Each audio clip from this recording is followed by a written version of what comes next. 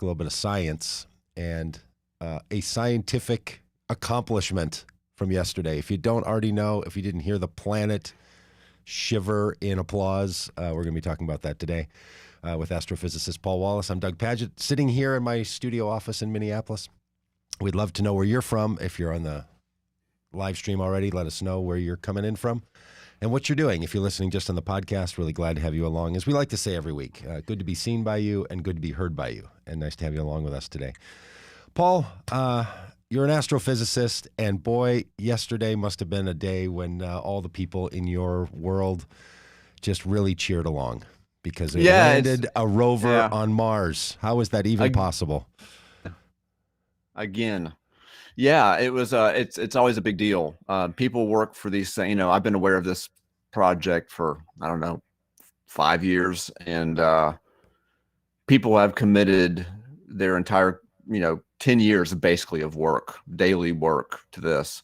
Many people have, and to see it succeed like this is, it's, to have 10 years of work come down to 7 minutes of stress, really, and it's not, it's kind of like, it's almost like it's just going to work or it's not,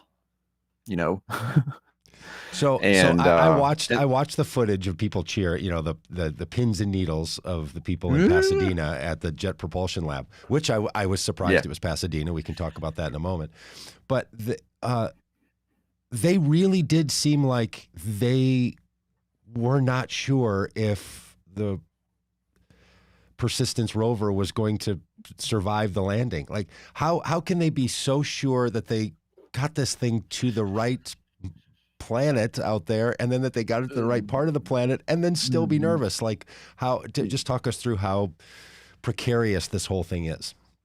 Well, I don't know what the success rate is for landers on Mars. Maybe 50%. Historically, I think it's been a little bit better lately, but the historical average is not that high. And this is, a multi-billion-dollar mission, and it has put food on the table for many people for many years. And you just don't know, because there's so many variables, and they've thought through everything. And this was a different kind of landing. This landing was actually one where the rover was, in a sense, able to see where it was going and to choose a spot to land, because the crater in which it landed is really a hazardous spot to land. It's much rougher. There's many more boulders and so forth. It's not a nice smooth plane like they picked before. This was a really rough spot, and the lander was able to take images as it was descending and to say, no, we're not landing there. We're not landing there. We're not going to land there. I'm not going to land there. I'm going to land there because it looks like the right kind of spot for me.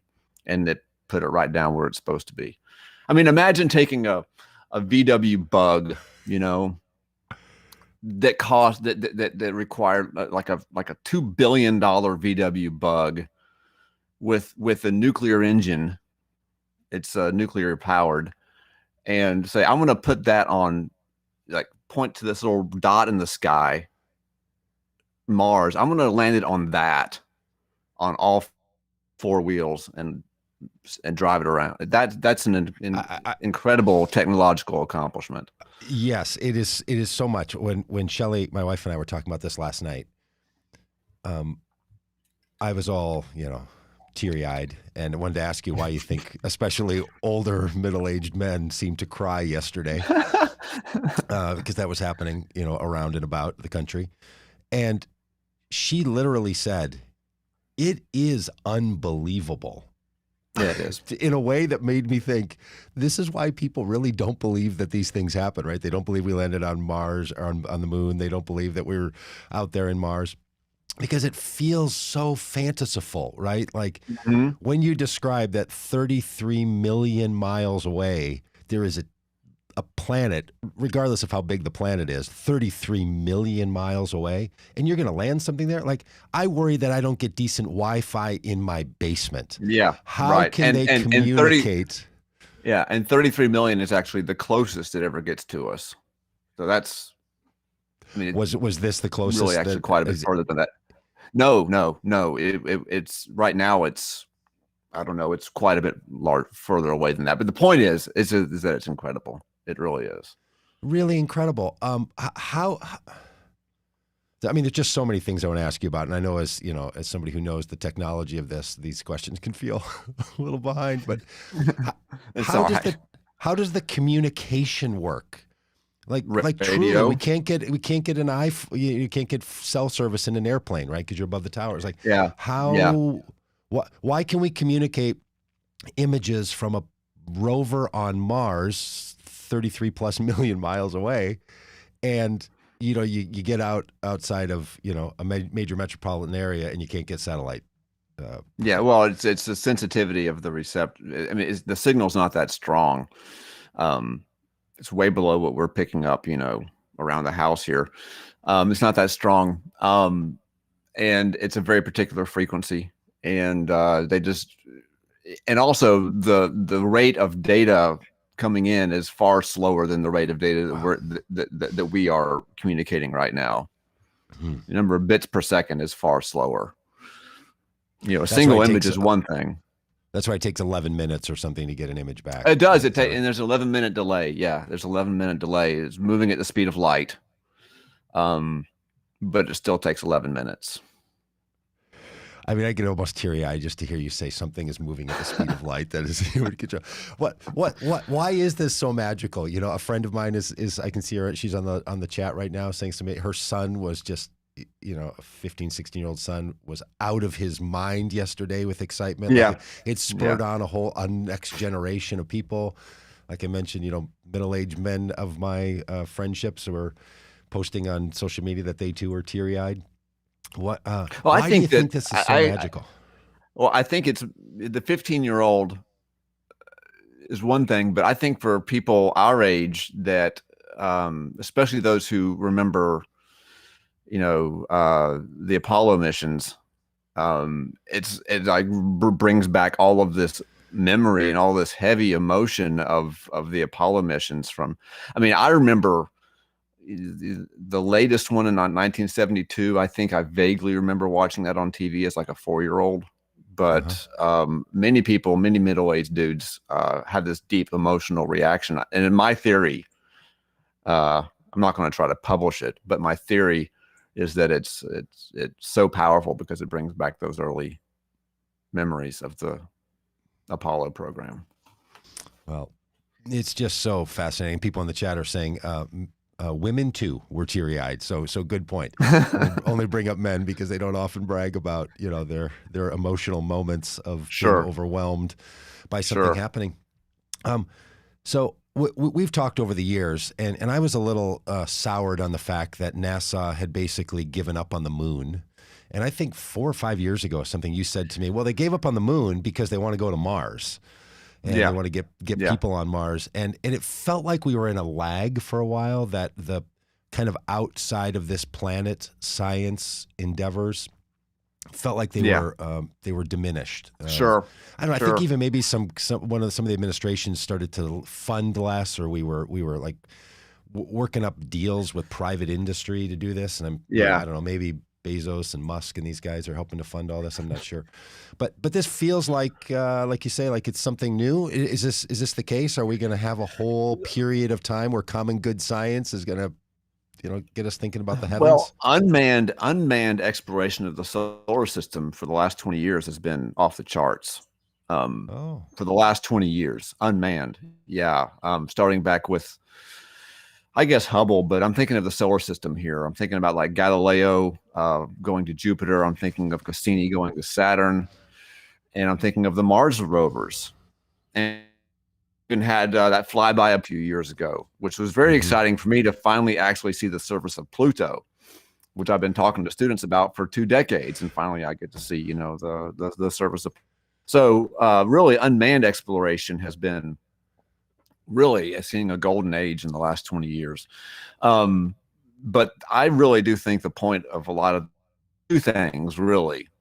The point of what's going on Mars now, number 1 is life, finding life there. We landed in an ancient seabed where there was water some number of maybe billion years ago. Like, I don't know the exact age, but it wasn't last week. It was a while back. So it's about finding life. That's this mission. It's about finding life, and also it's because they're going to be sending samples back from this mission.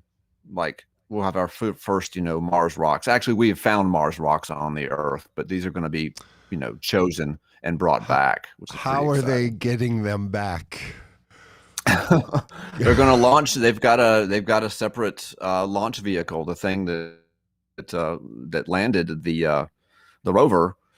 How it worked was this: it was landed, but then the top came off, and the top flew away, and that top is going to be used to relaunch it back up to take the samples. And there's also going to be a helicopter, Doug.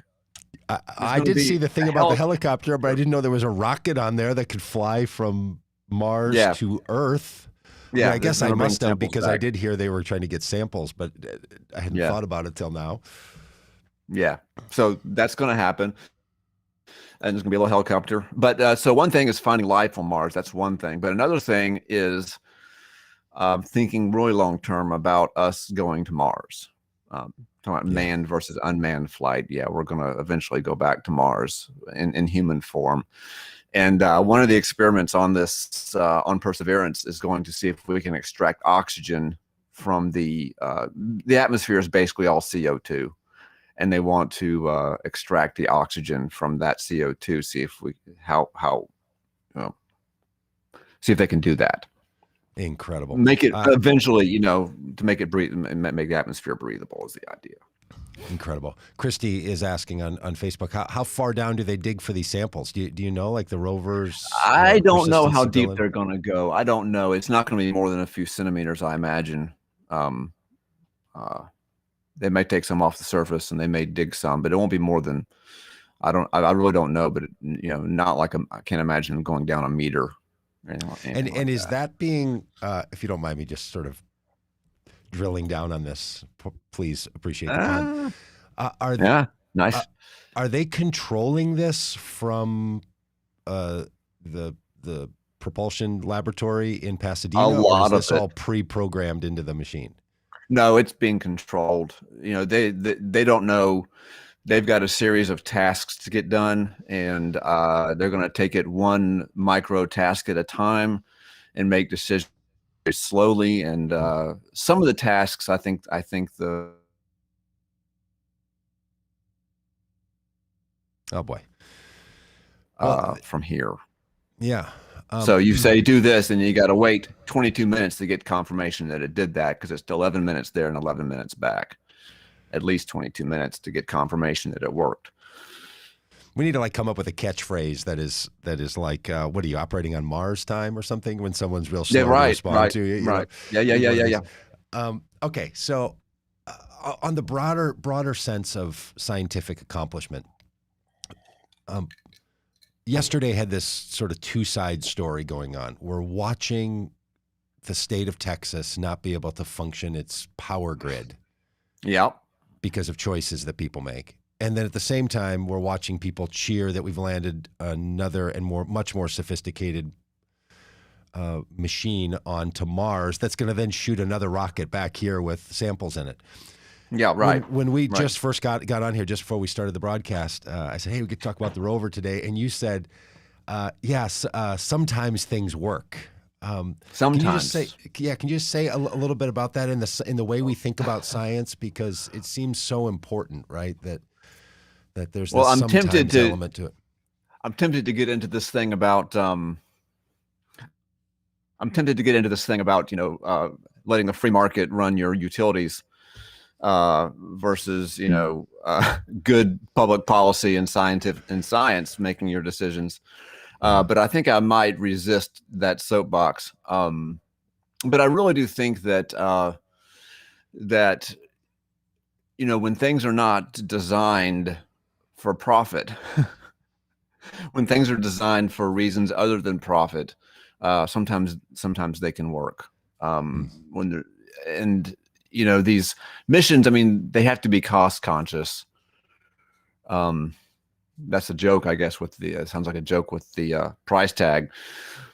but the mission was made to do certain things. It was built to do certain things. And when you get all these really smart people together with a very clear and limited objective, there's virtually no limit to what you can do, what you can accomplish. And if we had that kind of mind power and that kind of resources, ensuring that our power grids are safe, without the profit motive to get in the way, I think things might work better. There I go on my soapbox.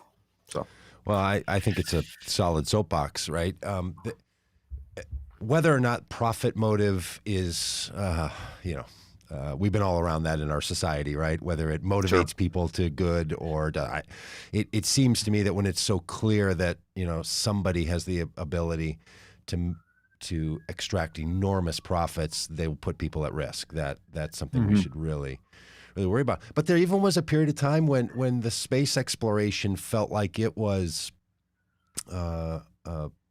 frivolous to some people, right? I heard people talking like that, right? Like saying like, why do we spend all this money to land on Mars and we have these other issues in our society? And I've often thought that, boy, we have to have. I mean, it's here the sciences, especially the out of this world sciences, they function like art and beauty, and in a way the human achievement makes our soul sing and makes us know that these other issues we have, we can solve them too. Like it should be instructive rather than competitive.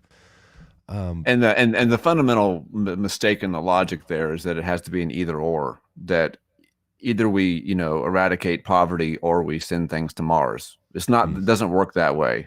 We have plenty of resources to do both those things if we choose to. That's right. If we choose to. Yeah. So that's no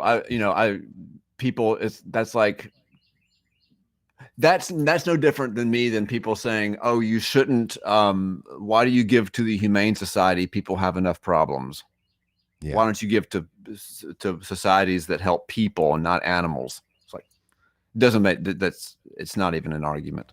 Yeah. But it is the argument that people make about, like, don't think about the environment, don't use our sciences for something other than kind of a very overly human-centric approaches. Yeah. It's part of the struggle of how we just think about our organizing in our world and our society. So there was an interest. Your point about it just being human nature is a good one. I think that it's kind of like keeping, when we do things like what we did yesterday, when NASA, I did it, when NASA does things like what they did yesterday, it's just a little bit, it just reminds us of what it is to be human. And it's part of who we are. Can't cut it out of us. Hey, one more little note on this rover thing. I mentioned that it was directed from Pasadena, from the Jet Propulsion Lab. Is that right? Yeah, that's right. I just assumed all this stuff came out of Houston and where comes from. NASA has centers all over the country. Like Hubble is controlled from the scientific decisions and so forth, and much of the control comes from Maryland. Huh. So that NASA really has stuff, all over the country. And it's out in Pasadena because there's that's where the technologies are. Jet Propulsion Laboratory is where where the solar system exploration stuff is centered. That's headquarters for solar system exploration. Yeah. So thinking about this, exploring the heavens, right? This week was the Lunar New Year, which has a lot of impact in Asian culture and society. The Chinese New Year is a part of that. And we've been talking on the podcast this week just about all the days, right? It's been an interesting week that there was Valentine's Day, and then there's Ash Wednesday, and there was President's Day, and there's Lunar Day. Like we mark these days, and they all revolve around revolving around something, right? Like the Earth, the Earth's journey, or the Moon's journey around the Earth. And this idea that human beings think about our place on this planet in relationship to the movement of the celestial bodies. It's always been that way. Yep. Yeah, it's really integral, isn't it, to the human mind and imagination, whether it's just a day or a year or a lunar year or. Yeah, and it goes back to, I mean, just very earliest, agriculture and so forth. Even before that, the stars, mark the seasons basically because of the Earth's rotation. And so, yeah, we are absolutely linked to the motion of the Earth and the sun and the moon. Absolutely. So NASA put out this tweet, and pardon me for not having it up on the screen for those who are watching, which I think is so interesting. Here's just what the tweet says.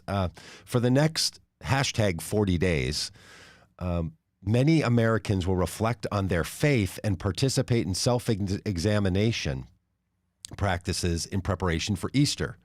While these days can prove challenging, NSA remains on a mission in defense of the nation 24/7. So what a weird tweet. Like on around the day when this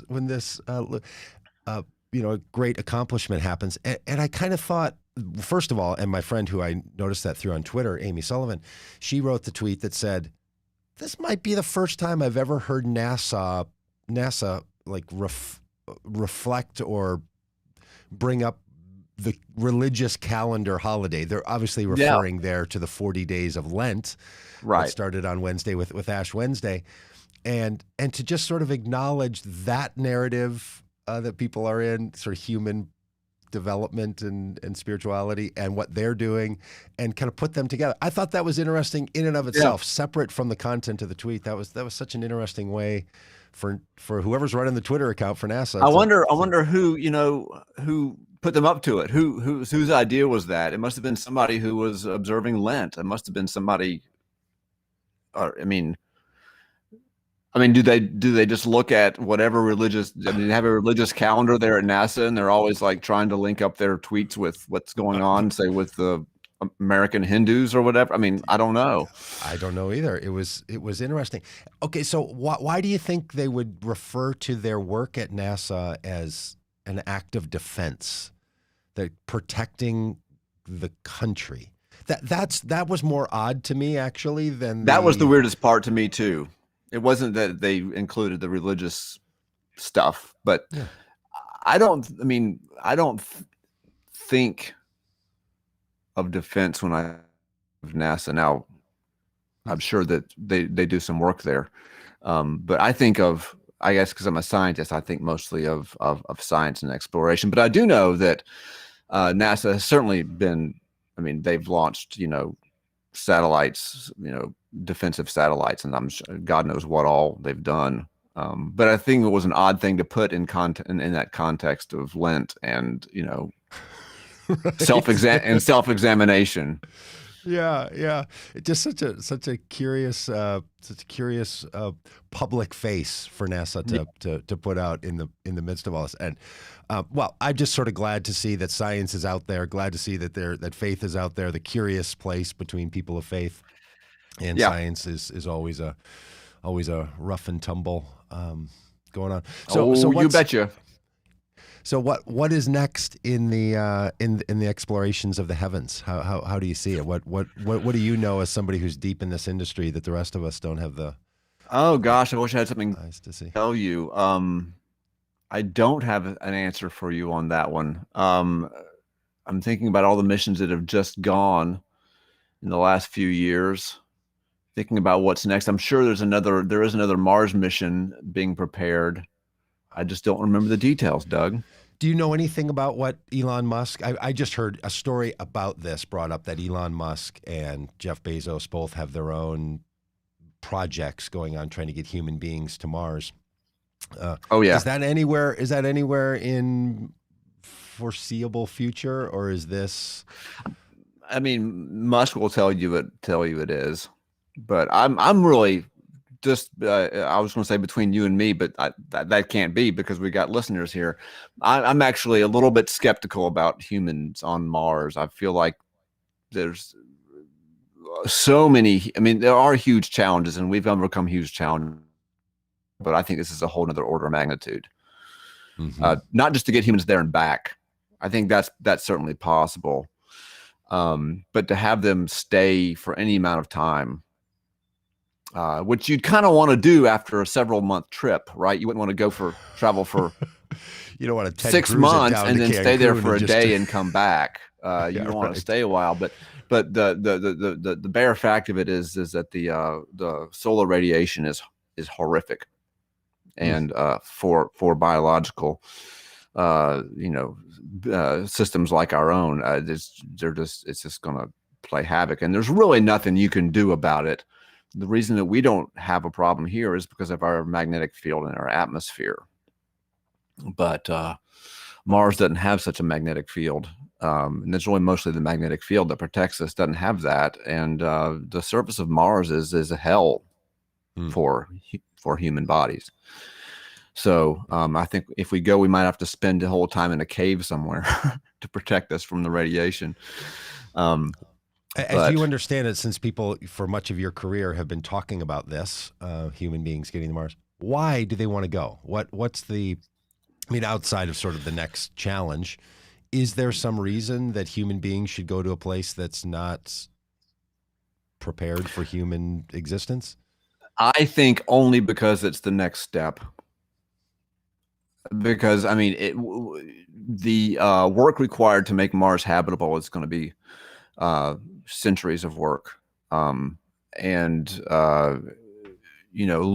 long term, Mars is going to suffer a lot of the same fate that the Earth does. The sun's not going to last forever, this kind of thing. I do think it's an obvious next step, but I think that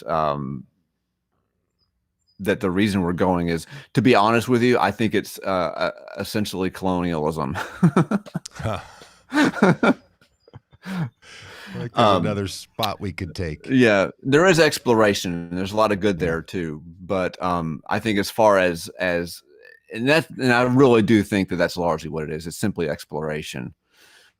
But of course, that's what they called it when they came across to the Americas, 600 years ago. They called it exploration. Yeah. Motives are never pure. So. And the moon is not an option for that, right? Or just the moon might be a good place as the moon might be a really nice place for sort of a base camp, so to speak. And the moon is still going to be. I mean, I think we're going to be going back to the moon. You asked about future missions, and I don't think there's one on the calendar to return, but I think that is being talked about. Launching vehicles from the moon is very cheap.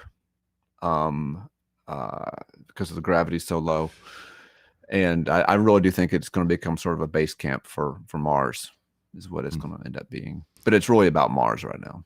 Incredible.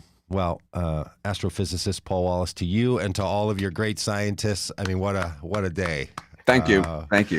What a beautiful day. I had nothing to do with it, but. Well, yeah, I don't know. Doesn't every astrophysicist feel like it's our industry and we were all in? Yeah, okay. I guess so. I guess I do feel a little more pride than the average. Aren't you like a fan of a sports team that won and feel like it was? Yeah. Who knows how all that worked? Well, for my purposes and for the listeners of this, you being the co-host of our every other Friday conversation about the planets and the Earth and the science that makes it all go. Hey, in coming weeks, we're going to have other guests on that Paul and I are going to be interviewing. But today, it needed to all be about this exciting moment.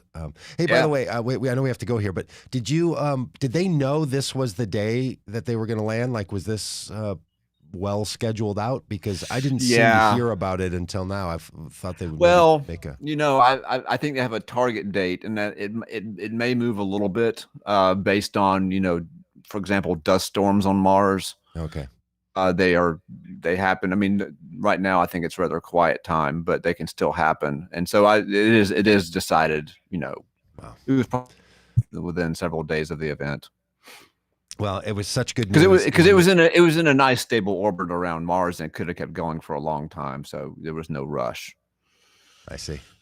Well, it was a good day for it to happen. It seemed like it showed the juxtaposition of all the things we talked about today. And it just feels like, I don't know, there's sort of in my mind, a lightning happening, that things that have been so difficult are starting to break open a bit. And God, I hope so. There's a lot of work left to do. Thank you, Paul Wallace. Thank you, everybody, for you're very welcome with us on our conversations on Friday. Back Monday, Tuesday, Wednesday, Thursday next week. So glad to have you all along, and common good day to all of y'all.